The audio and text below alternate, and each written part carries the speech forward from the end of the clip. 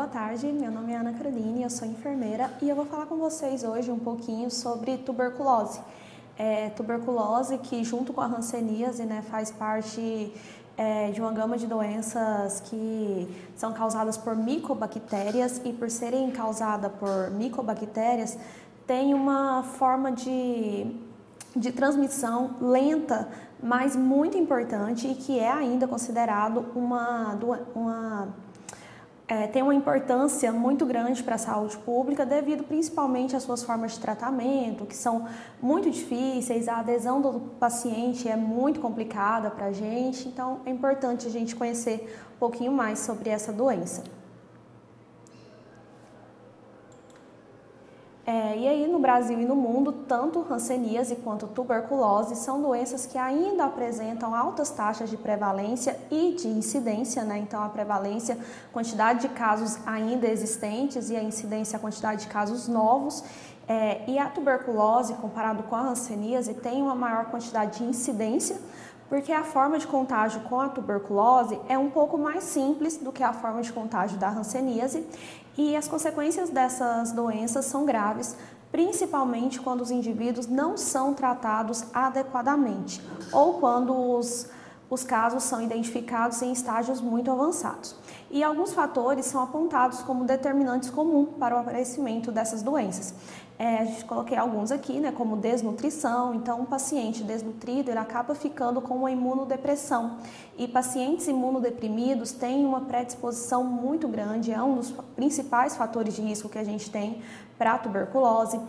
Políticas de saúde deficiente, então moradia inadequada, então questão dos aglomerados populacionais, até coloquei embaixo os aglomerados urbanos, é bem importante porque é uma doença que ela é transmitida por contato, por via aérea.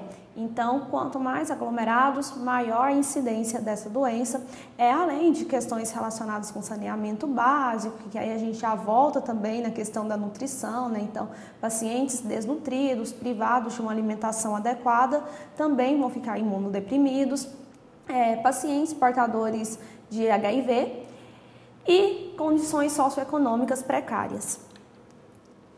E um pouco do histórico dessa doença, Então a tuberculose ela é uma doença muito antiga e é uma das mais antigas da humanidade e esse micobactério ele tem origem estimada em mais de 150 milhões de anos e há registros dessa doença em múmias egípcias, em trechos de livros hebraicos bíblicos, em antigos escritas chinesas e em estudos também de Hipócrates na Grécia Antiga. E aí revela também o potencial letal do patógeno nas principais civilizações.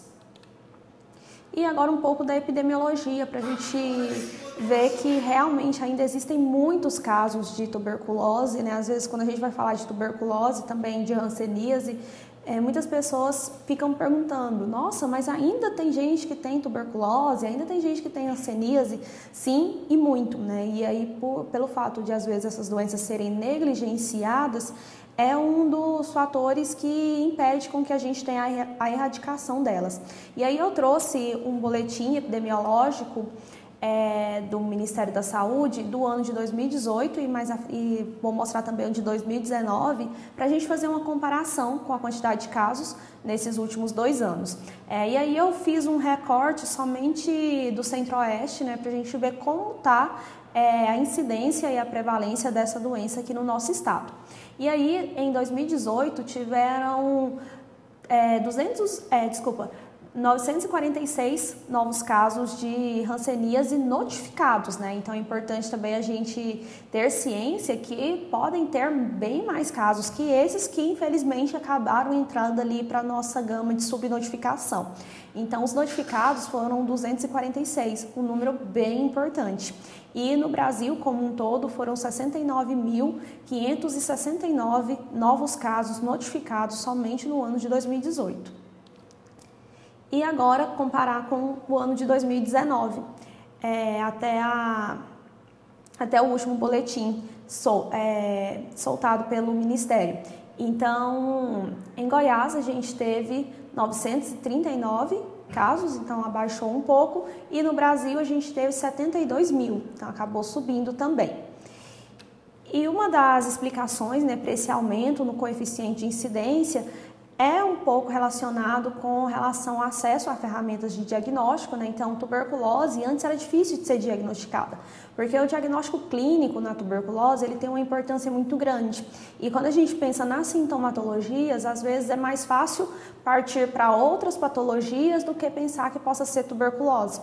E aí hoje a gente já tem a questão clínica mais importante, a gente tem também à mão outros diagnósticos laboratoriais e consegue fazer esse diagnóstico mais precoce e mais preciso da tuberculose e também torna, né, isso tudo torna-se ainda mais importante que os programas de tuberculose considerem que esse contexto, o contexto em que estão inseridos e façam estratégias efetivas para superar os desafios locais, né? Então a gente não pode continuar negligenciando a tuberculose. Tem muita gente infectada por tuberculose, tem muita gente adquirindo a doença e a gente às vezes vai fechando os olhos, fingindo que não está acontecendo, que é uma doença antiga, que é uma doença que não tem, que é uma doença que é muito simples e não é. A tuberculose como um todo, ela tem um bom prognóstico se ela for tratada adequadamente e se ela for diagnosticada precocemente. Então eu preciso incentivar, né, a gente precisa incentivar esse diagnóstico precoce.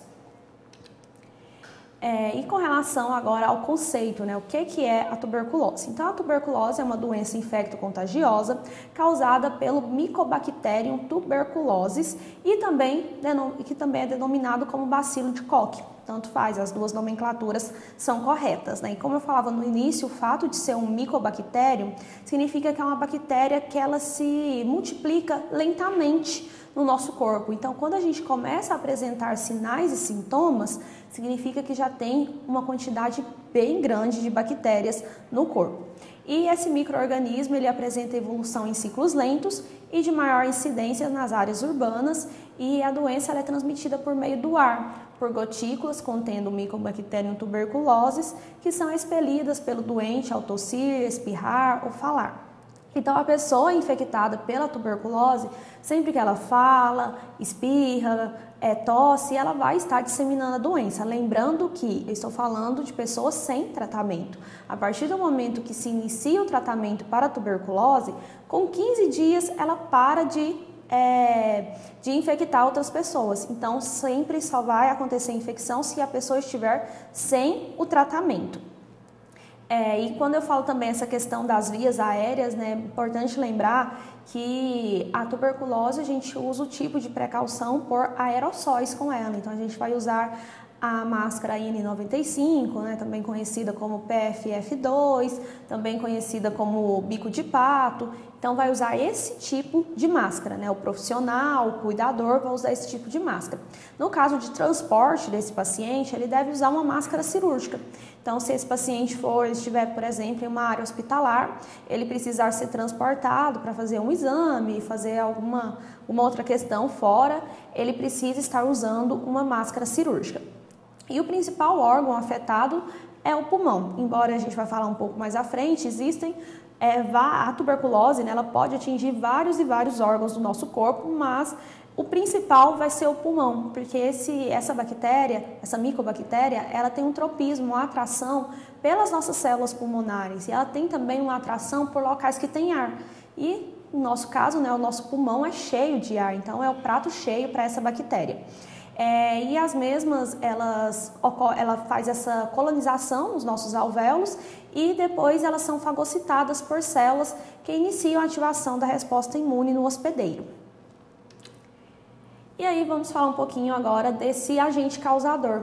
Então, como que é essa bactéria? Então, ela é um agente que é uma transição entre uma eubactéria e uma actinomycetus, que são bactérias que têm organizações filamentosas, muitas vezes ramificadas, e sendo constituído por bacilos imóveis, que não formam colônias, de dimensões variando entre 0,2 a 10 micras. Por isso, de novo, a importância de ser uma precaução para aerossóis.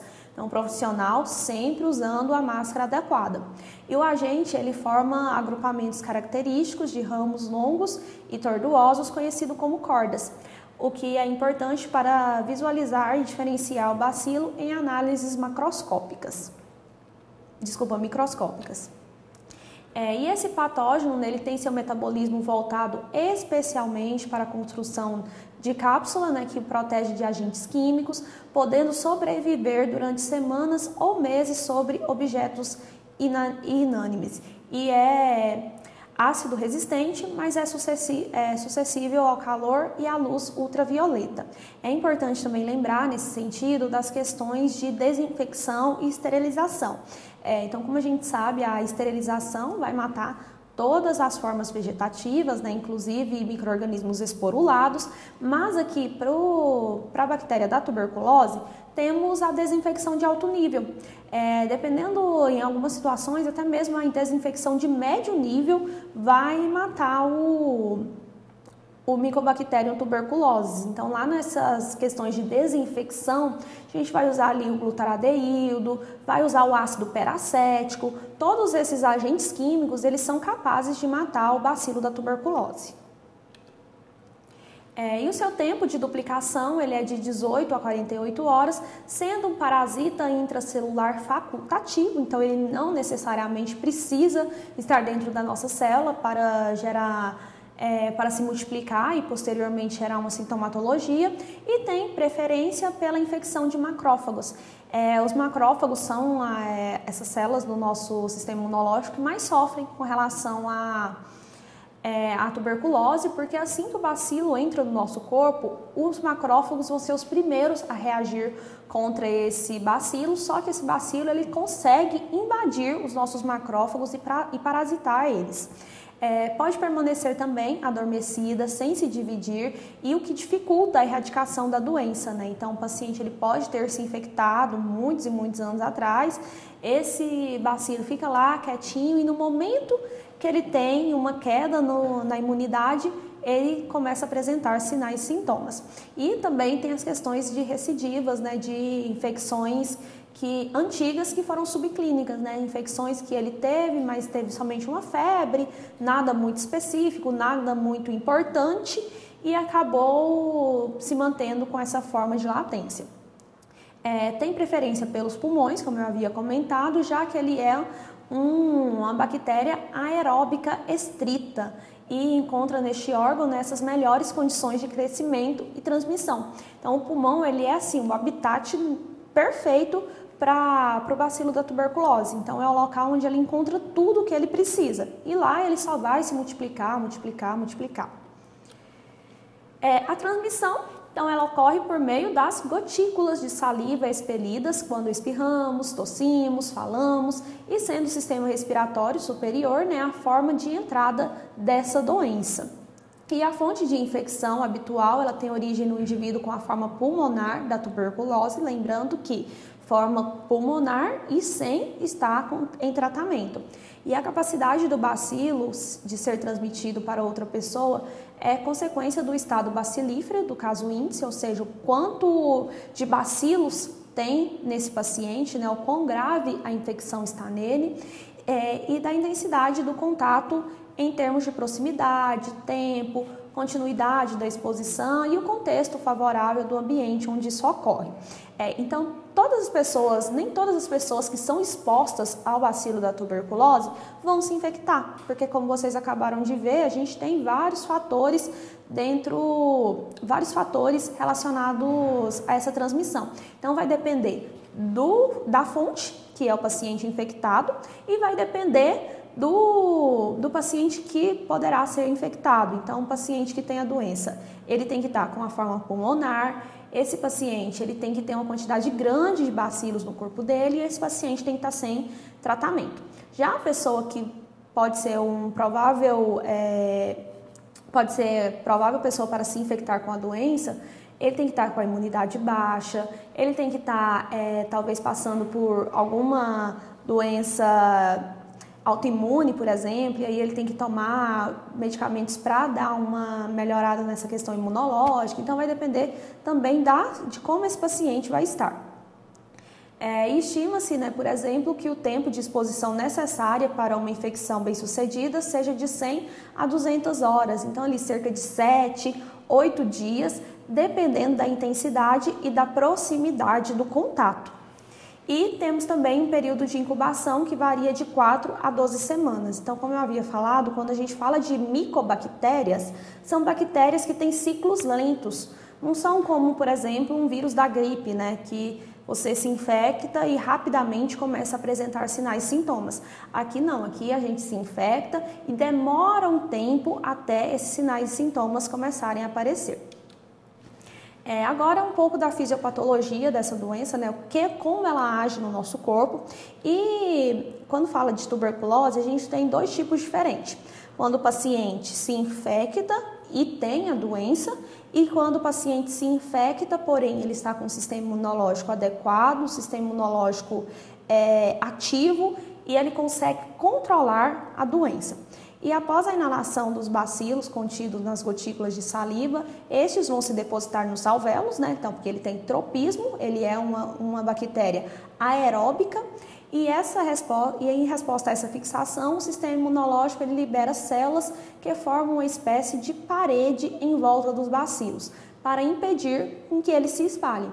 Então, se eu estiver com o meu sistema imunológico bom, se eu estiver com o sistema imunológico adequado, eu posso sim entrar em contato com a bactéria que causa tuberculose e o meu sistema imunológico vai conseguir conter ela, né? Então, os macrófagos, eles têm essa capacidade de chegar até os nossos pulmões e fazer uma parede, fazer como se fosse uma prisão ao redor dessa bactéria e impedir essa doença.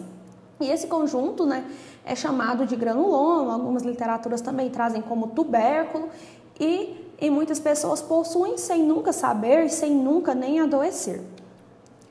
E esses granulomas são essas massas de tecido cronicamente inflamados, formados de bacilos vivos e mortos e são circundadas por macrófagos, formando um muro de proteção, assim como está nessa figura 1. Então está lá o bacilo da tuberculose, os nossos macrófagos vão migrar para essa região e vão formar esse muro e vão prender a bactéria. E eles são então transformados em uma massa de tecido fibroso, cuja porção central é chamada de tubérculo de Ghon ou nódulo primário, e o material, que é bactérias e macrófagos, torna-se necrótico. E essa massa pode se calcificar e forma uma cicatriz de colágeno, que é o que a gente consegue visualizar em radiografias. Então, às vezes, quando o paciente vai fazer uma radiografia, aí falando, ele é um sintomático radiológico. O que seria um paciente sintomático radiológico? É um paciente que ele já entrou em contato com o bacilo da tuberculose, mas quando ele entrou em contato com esse bacilo, ele estava com a imunidade adequada e o sistema imunológico dele conseguiu formar esse granuloma, conseguiu fazer esse tubérculo. E aí ele fica sendo esse sintomático radiológico, assim como eu coloquei na imagem. Porém, se a imunidade do indivíduo estiver comprometida, esse tecido do tubérculo ele vai se degradar e se transforma em uma massa que libera outros bacilos, os quais são transportados pelo sistema circulatório e linfático para tecidos vizinhos. E a doença ativa também pode ocorrer com a reinfecção e a ativação de bactérias dormentes. Essa questão de reinfecção é bem importante também para a gente, porque sempre que acontece o diagnóstico de tuberculose em um paciente, tem que fazer busca ativa dos contatos dele. Tem que procurar saber com quem ele mora, como ele mora, as pessoas do convívio dele, para saber se não existem outras pessoas desse convívio também doentes, porque senão eu trato um paciente, ele volta para a casa dele, ele se reinfecta e fica tendo recidivas, e sempre que tem uma recidiva, a gente corre risco de gerar uma resistência bacteriana. E o pulmão, por possuir as condições ideais para o crescimento bacteriano, a infecção ela acontece em cerca de 90% dos casos. Então, a gente precisa entender que sim, tuberculose, a principal vai ser a pulmonar, mas não temos só tuberculose pulmonar. E a tuberculose, apesar de ser uma doença de bom prognóstico, se for diagnosticada precocemente, continua sendo um grave problema de saúde pública, infelizmente, sendo considerada pela Organização Mundial de Saúde como uma emergência mundial. E pensar que a OMS ainda considera isso uma emergência mundial é como se fosse uma bronca em todos nós, profissionais da saúde, porque mostra que a gente não está conseguindo controlar uma doença que é tão antiga, né? Quando a gente pensa na antiguidade dessa doença, ela já deveria estar controlada e infelizmente a gente ainda vem enfrentando muitos casos de tuberculose. E aí vamos falar agora da sintomatologia, né? Como lá no começo eu comentei, diagnóstico de tuberculose, ele vai ser clínico e ele vai ser laboratorial. Porém, a clínica aqui tem uma importância muito grande. A clínica, ela é, sim, primordial no diagnóstico de tuberculose. Então, vamos falar um pouquinho da tuberculose pulmonar, que é a que vai gerar maiores sintomatologias e sintomatologias mais específicas, e depois a gente fala das tuberculoses em outros órgãos. Então, na pulmonar, a gente vai ter uma tosse seca ou produtiva por 3 semanas ou mais, uma febre acima de 38 graus, com predomínio no final do dia, né, que a gente costuma falar, uma febre vespertina. Então, é uma característica bem importante da tuberculose, que é essa febre sempre ali no finalzinho da tarde, no finalzinho do dia. Pode ter também hemoptíase, né, que seria aquela tosse com presença de sangue, dispneia, dor torácica. Essa dor torácica ela pode ser unilateral, pode ser também bilateral, ela é um pouco mais comum unilateral, mas pode ser também bilateral. O paciente pode ficar com rouquidão, pode ter sudorese, e uma sudorese que é muito comum no período noturno, então o paciente vai dormir, durante o sono soa bastante, uma sudorese muito intensa, e ele pode ter uma perda ponderal, então ele fica muito emagrecido, fica aquele paciente bem astênico, bem fraquinho, emagrecido. E essas, né, são algumas da imensa gama de manifestações possíveis, porque infelizmente a tuberculose ela tem uma questão de ter sintomas inespecíficos, né? E doenças com sintomas inespecíficos acabam sendo difíceis de diagnosticar. Então esses são sintomas assim bem específicos da tuberculose, mas que também aparecem em algumas outras patologias. E é fundamental lembrar, né, que pode existir uma ampla sintomatologia inespecífica da doença, porque vai depender também de qual órgão esse bacilo está acometendo. E a tosse, ela vai estar presente em praticamente todos os pacientes, então mesmo o paciente que ele vai desenvolver uma forma, por exemplo, ganglionar, então ele também vai ter tosse, porque o primeiro ciclo da tuberculose sempre vai ser pulmonar. Então quando a gente falou daquela questão, ele vai entrar no nosso corpo através das nossas vias aéreas superiores, e ao entrar no nosso corpo ele vai lá para os nossos alvéolos. Lá nos nossos alvéolos ele vai começar a se multiplicar. E aí o nosso corpo não vai deixar isso acontecer assim tão simples, né? Então o nosso corpo vai reagir, macrófagos vão migrar para aquela região e vão tentar conter essa replicação bacteriana, vão tentar segurar, e aí vai tentar formar o tubérculo ou granuloma, como preferirem.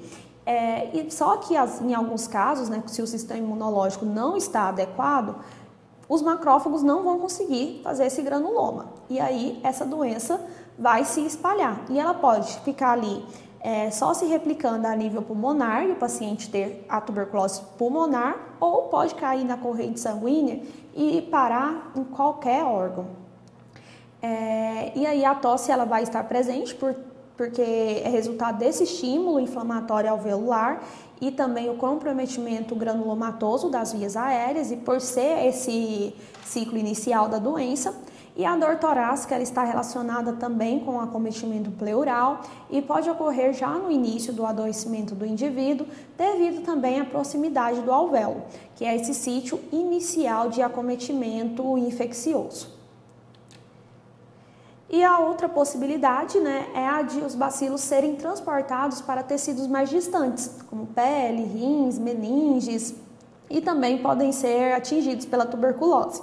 Então eu trouxe agora algumas formas de tuberculose extrapulmonar.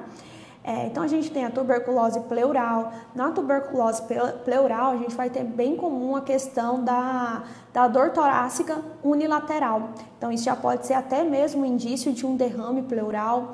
Temos até a tuberculose ganglionar, então vai atingir ali os nossos linfonodos, então eles vão ficar demasiados, doloridos. Tem também a tuberculose osteoarticular. A tuberculose osteoarticular é bem complicada porque ela vai ter uma sintomatologia muito parecida com artrite, por exemplo. O paciente ele vai ficar com as articulações enrijecidas, vai ficar com as articulações extremamente doloridas, daí assim, um paciente com articulações enrijecidas, com articulações doloridas, raramente a gente vai pensar em tuberculose osteoarticular. A gente primeiro vai pensar em uma tuberculose, a gente primeiro vai pensar em uma artrite, e também com essa questão de ser osteoarticular, ela também tem uma maior predisposição por ossos esponjosos. Então esses ossos eles podem ficar quebradiços, muito parecido com uma osteoporose, então acaba que é um sintoma muito inespecífico. Temos também a tuberculose entérica, que vai deixar o nosso paciente com uma diarreia. Temos a tuberculose renal, que pode deixar o nosso paciente com uma hematúria. Tuberculose cutânea, tuberculose hepática, tuberculose pericárdica e temos a meningite tuberculose, que é uma das formas mais graves que a gente tem de tuberculose, que vai atingir as nossas meninges, né? Vai causar uma intensa dor e alterações neurológicas que podem levar até mesmo paralisia de membros. E o diagnóstico, né, da tuberculose ativa, ele baseia-se em exames clínicos, radiológicos e laboratoriais, onde a identificação do bacilo no trato respiratório ou em outros sítios de infecção para fazer essa confirmação do diagnóstico. E o exame clínico, ele é o primeiro a ser realizado, onde o indivíduo ele é avaliado de acordo com os possíveis sinais e sintomas da doença. Então aqui a clínica ela tem que ser minuciosa, não dá para simplesmente o paciente, eu estou tossindo, não, está tossindo, é o tempo, toma um xarope e simples assim. Não, tem que fazer uma anamnese, tem que fazer um exame físico, fazer uma escuta ativa, escutar as queixas desse paciente, né? Ter uma visão holística desse paciente, não focar só nas doenças mais prevalentes, entender que a gente tem uma gama de doenças muito grandes e acabam sendo negligenciadas porque a gente fica com um enfoque muito grande em doenças mais comuns. E com relação agora aos laboratoriais, né, que é de uma grande valia, de uma grande ajuda nesse diagnóstico, temos alguns exames, como o teste rápido para tuberculose, um exame microscópico direto, que é essa baciloscopia. A baciloscopia é um dos que a gente mais usa, né? Então, a baciloscopia de escarro. Então, vai fazer a coleta do escarro desse paciente. O ideal é que se faça essa coleta de escarro no período da manhã, antes mesmo do paciente se alimentar. Então, a gente orienta que ele somente lave a mucosa oral com água, sem usar nenhum tipo de produto, nada, e faça a coleta desse escarro, né? Então, quem vai fazer o armazenamento desse escarro vai ser a Unidade Básica de Saúde, a Estratégia de Saúde da Família, que tem um programa de tuberculose. E aí é importante lembrar sobre também o armazenamento desse escarro, que ele deve ser armazenado em uma temperatura de +2 e +8, né? Temperatura essa que é a mesma da nossa geladeira da rede de frio, a mesma temperatura da geladeira da nossa sala de vacinas. Mas eu jamais posso colocar o escarro do paciente junto com as vacinas, né? Então eu preciso ter uma geladeira específica para o material contaminado, porque esse é um material contaminado. Então ele deve ficar nessa temperatura de +2 e +8 em geladeira específica. Com relação também a essa baciloscopia, é importante falar das crianças. Crianças que também são um grupo de risco para a gente, né? E criança é difícil, porque a criança tem uma certa dificuldade em expelir esse escarro. Então, em algumas crianças, às vezes é necessário fazer a coleta do escarro pelo lavabo gástrico. Então, você precisa sondar essa criança e fazer a aspiração do lavabo gástrico dela para fazer a baciloscopia. A cultura para micobactéria com identificação de espécie, teste de sensibilidade antimicrobiana e radiografia de tórax, né? Só que a radiografia ela acaba sendo muito inespecífica, porque a gente pode ter pacientes sintomáticos radiológicos, né, como eu falei anteriormente, ou seja, ele só entrou em contato, não significa que ele realmente tenha doença. E além desses exames, recomenda-se também que o teste de HIV ele seja oferecido a todas as pessoas, né? E foquem nessa palavra, que é a questão do oferecer. Não podemos obrigar os nossos pacientes com tuberculose a fazer o teste de HIV, mas é importante que a gente ofereça, porque é comum que pacientes com tuberculose tenham HIV concomitantemente. Porque pacientes, né, com o vírus da imunodeficiência humana, ou seja, ele está com a imunidade baixa. E como eu falei, se eu estiver com a minha imunidade boa, eu não vou desenvolver a doença. O meu corpo vai conseguir controlar os micro-organismos dentro, a nível alveolar. Então, é importante fazer essa oferta para o paciente. Se o paciente se recusar, é importante que a gente explique, né, a importância, que é um teste simples, que é um teste rápido, né, e que é importante que ele faça o teste de HIV, né, fazer as orientações para ele com relação a sigilo, né, que se for HIV positivo, a gente tem todas as questões relacionadas a sigilo profissional, a segredo profissional. Então, assim, é importante tentar ter uma conversa com esse paciente, criar um vínculo e oferecer a ele o teste de HIV. Temos também o PPD, que é esse teste derivado proteínico purificado padrão, ou também prova tuberculina, bem conhecido assim. O PPD ele já foi muito utilizado, hoje ele não tem tanta utilização por ser também inespecífico. Então, ele permite avaliar se o indivíduo teve contato anterior com o bacilo e se possui defesa contra o mesmo. Porém, como eu falei, eu posso ter entrado em contato, porém não ter desenvolvido a doença. Então, por isso que é importante ter outras formas de diagnóstico junto com isso, porque acaba que o PPD é muito inespecífico, além de ser incômodo para o paciente, né? Os pacientes reclamam muito desse teste, que é injetado, né, 0,1 ml de tuberculina por via intradérmica na face interna, média do antebraço, e aí vai avaliar o nível de inflamação desse local da injeção. Então, vai fazer essa injeção intradérmica e vai ficar avaliando o nível de inflamação local. E aí vai saber se deu positivo ou se deu negativo. Porém, como eu disse, o paciente ele pode sim ter entrado em contato com a bactéria, porém não significa que ele esteja doente. A questão agora do tratamento, né? Então é uma doença grave, porém ela é curável e isso precisa ser deixado muito claro para os nossos pacientes. Isso é bom deixar muito claro para a comunidade como um todo, para a família, para as pessoas entenderem que não é porque, meu Deus, está com tuberculose, vai morrer daqui alguns meses, não tem mais solução, não tem tratamento e tem cura. Porém, a cura ela só é conseguida desde que os princípios dessa poliquimioterapia, né, a gente já joga logo essa palavra, né, poliquimioterapia, então é uma terapia longa e é uma terapia com muitos medicamentos, sejam seguidos. Então, se fizer o tratamento no tempo correto, com as medicações corretas, vai sim acontecer a cura. E a associação de medicamentos adequados, doses corretas, uso por tempo suficiente e supervisão da tomada dos medicamentos são os meios para evitar a persistência desse patógeno e o desenvolvimento de resistência a essas drogas, assegurando assim a cura do nosso paciente. E aí são utilizadas 4 drogas na fase inicial e depois mais 2 drogas na fase... 2 drogas na fase inicial e depois 4 drogas nas fases subsequentes. Quando a gente fala do tratamento da tuberculose, eu tenho um tempo mínimo para ele, mas eu não tenho um tempo máximo. E isso é bem complicado, porque quanto menor a adesão do paciente, mais tempo ele vai ficar em tratamento. Então, o tempo mínimo que eu tenho para tratar tuberculose são 6 meses. E assim, é um tempo longo. 6 meses para a gente que está com a saúde garantida, passam muito rápido, a gente nem percebe. Mas é uma pessoa que está em um tratamento difícil quanto é o tratamento da tuberculose, 6 meses podem ficar muito longos.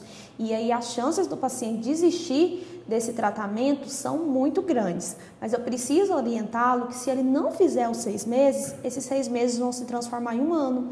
Esse 1 ano pode se transformar em 2 e assim sucessivamente. Então a gente vai ter a dose de ataque ou fase inicial ou fase de ataque, e depois vai ter as doses de manutenção ou fase de manutenção.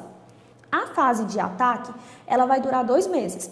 Então, vai ser 2 meses usando 4 drogas, que vão ser essas aí, que é a isoniazida, rifampicina, pirazinamida e etambutol. Lembrando que a rifampicina é uma das que mais tem efeitos colaterais, né? Que ela é a mesma droga utilizada lá no tratamento da hanseníase. Então, a rifampicina, ela costuma deixar o paciente com a pele escurecida, com a pele ressecada. Então, esses efeitos colaterais também precisam ser orientados ao paciente, porque senão, de novo, ele vai começar a reclamar muito do tratamento, não vai querer continuar e vai acabar abandonando. Então, 2 meses com 4 drogas. 4 drogas tomadas em que quantidade? Diariamente. Então, todos os dias. E depois a gente vai ter 4 meses tomando 2 drogas, que vai ser a rifampicina e a isoniazida. Então, depois mais 4 meses tomando somente 2 drogas diariamente. E esse tratamento, ele tem uma característica importante, que ele é um tratamento diretamente observado. Então, sempre que às vezes, dependendo do contexto, claro, vocês verem a sigla TDO, significa tratamento diretamente observado. E aí, por ser um tratamento também diretamente observado, às vezes o paciente tem pouca adesão, mas é importante ter esse tratamento observado para evitar que o paciente abandone esse tratamento. E aí ele deve ser observado por um profissional de saúde desde o início até a sua cura. E é importante nesse sentido também lembrar dos nossos ACS, né, os nossos agentes comunitários de saúde. Eles, assim, são profissionais que têm uma importância linda, uma importância gigante nesse tratamento, porque são eles que normalmente vão acompanhar o tratamento dos pacientes com tuberculose. Eles que vão fazer esse tratamento diretamente observado, que vão observar a tomada da medicação. E a atenção especial, ela deve ser dada, né, aos grupos considerados de alto risco para toxicidade, que é constituído por pacientes com mais de 60 anos. Então, falou em idoso, a gente lembra de polifarmácia. Então, agora imaginem um idoso que já é uma polifarmácia, que ele já toma medicamento para várias e várias patologias, e agora eu vou iniciar com ele uma poliquimioterapia. Então, assim, é uma quantidade muito grande de medicamento que ele vai ingerir e eu tenho risco de acontecer uma toxicidade, né? Uma toxicidade principalmente hepática, né? Que é um dos órgãos que mais vai sofrer, porque ele vai metabolizar muitas e muitas substâncias. Também pacientes que estão com mau estado geral, alcoolistas, pacientes também infectados por HIV, né, porque ele já vai estar tomando os nossos retrovirais e também agora com essa poliquimioterapia e também em uso concomitante de medicamentos, pacientes que usam medicamentos anticonvulsivantes e por pessoas que já manifestam alterações hepáticas. Então, por exemplo, um paciente que ele tem hepatite B. Hepatite B, que também é uma doença bem importante, como a gente sabe, a hepatite B ela tem uma facilidade de cronificação.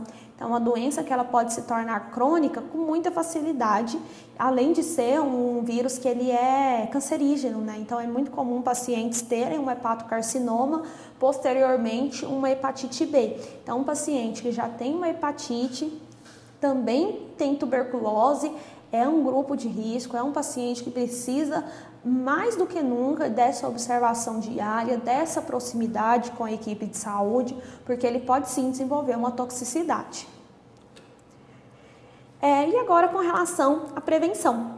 Então, né, a gente chega à conclusão, né, que o sucesso na eliminação do patógeno, ele depende da interação entre a resposta inata e a resposta adquirida. Então, assim, só lembrando, né, a resposta inata, que é aquela resposta mais rápida no nosso corpo, né, ela é uma resposta mais rápida, mas ela é uma resposta não muito específica, e a gente vai ter a nossa resposta adquirida, o nosso sistema imunológico adaptativo. Então, ele vai ser uma resposta mais específica, embora ela seja mais lenta, mas muito mais específica. E também, né, eu acho que eu não comentei, mas o nosso bacilo da tuberculose, ele tende a baixar muito as nossas taxas de linfócitos TCD8. Então, lá a gente vai ter os linfócitos TCD4, que é o helper, e o linfócito TCD8, que é o citotóxico. Então, ele vai deixar esse linfócito TCD8 bem baixinho, então o paciente vai ficar mais vulnerável também durante a infecção pela tuberculose. E a localização pulmonar da tuberculose depende da capacidade do micobactério de se multiplicar e do estado imunológico prévio do hospedeiro, que inclui enfermidades coexistentes, o estado nutricional, deficiências das respostas imunitárias e também os fatores genéticos. Mas, no entanto, poucos indivíduos desenvolvem a doença primária progressiva e grave. Por quê? A gente tem um sistema imunológico extremamente específico, um sistema imunológico rápido que consegue conter essa patologia. E deve-se estimular o tratamento correto para que possa ocorrer a cura, né? Beneficiando o indivíduo, a população e buscando evitar com que essa doença se dissemine. E a questão do tratamento é importante demais, porque o paciente ele vai querer muito desistir. Ele sempre vai ser aquele paciente que fala, nossa, hoje eu não estou com vontade, hoje eu quase não tomei o remédio, hoje eu quase parei o meu tratamento. Então é importante, de novo, criar vínculo. Eu preciso ter vínculo com a minha população, eu preciso ter vínculo com o meu paciente, eu preciso com que ele confie em mim, eu preciso que ele entenda a importância, né? As pessoas, a gente, de modo geral, a gente só consegue levar para frente alguma coisa quando eu acredito naquilo. Então, eu preciso desenvolver esse interesse no meu paciente pelo tratamento, fazer com que ele acredite, com que ele entenda que o tratamento é necessário, que o tratamento vai levar à cura. Temos também que, voltando aqui agora um pouco para essa assistência integral do serviço de saúde, né, que possui uma relevância significativa para o êxito, não só do tratamento, mas também na prevenção. Então, sempre que um paciente é diagnosticado, busca ativa nas pessoas próximas dele. Vamos ir atrás, vamos ver quem mora perto, quem mora junto, se tem suspeita ou se já não está doente. Por meio de recursos estruturais, qualificação da população e promoção de saúde voltada para a comunidade. Temos a questão também das medidas de prevenção primária, né? Então, assim, a atenção primária é onde a gente tem que ter os nossos olhos voltados, né? Porque a gente só vai conseguir manter um serviço emergencial com menos superlotação se eu cuidar da atenção primária. Se não cuidar da atenção primária, o serviço emergencial vai continuar superlotado, vai continuar dificultoso. Então, essa atenção primária que constitui as nossas promoções e a proteção específica. Então, é importante instituir palestras junto à população, né? Às vezes, a adesão a essas questões promocionais, às vezes é insuficiente, mas tudo é questão de cultura. Tudo é cultura e a gente vai se acostumando. Então, se sempre tiver, vai chegar uma hora que a população ela vai aderir. Vai chegar uma hora que a população vai pedir. Então, é importante instituir palestras, informativos, falar desses sintomas da tuberculose, deixar claro que tuberculose tem cura. As pessoas têm muito essa visão de que está com tuberculose e vai morrer. E não vai, só vai morrer se não fizer o tratamento adequado. E temos também a proteção específica, né? Então, até coloquei a imagem aí de uma vacinação e a gente tem a BCG. Mas lembrando que a BCG, ela previne contra as formas graves de tuberculose. Mas mesmo assim, é importante realizar vacinação da BCG em todos os nossos recém-nascidos. Temos também a questão da atenção secundária, então fazer esse diagnóstico preciso, fazer esse diagnóstico rápido, né? Às vezes evitar que se perca tempo procurando outras patologias, sendo que se tivesse pensado em tuberculose, já teria feito o diagnóstico rapidamente. E também temos a questão da terciária, que é a reabilitação desse paciente de forma adequada, né? E aí constitui um fator relevante para evitar gravidades, sequelas e a morte por esta patologia. Bom, então a gente finaliza aqui essa questão da tuberculose, né? Uma doença importante, uma doença antiga e uma doença que ela precisa ser diagnosticada mais precocemente para evitar tantas sequelas e evitar a sua disseminação. E essas aí foram as referências utilizadas. Muito obrigada pela atenção de todos. Tá aí o meu e-mail, qualquer dúvida, qualquer sugestão, podem ficar à vontade.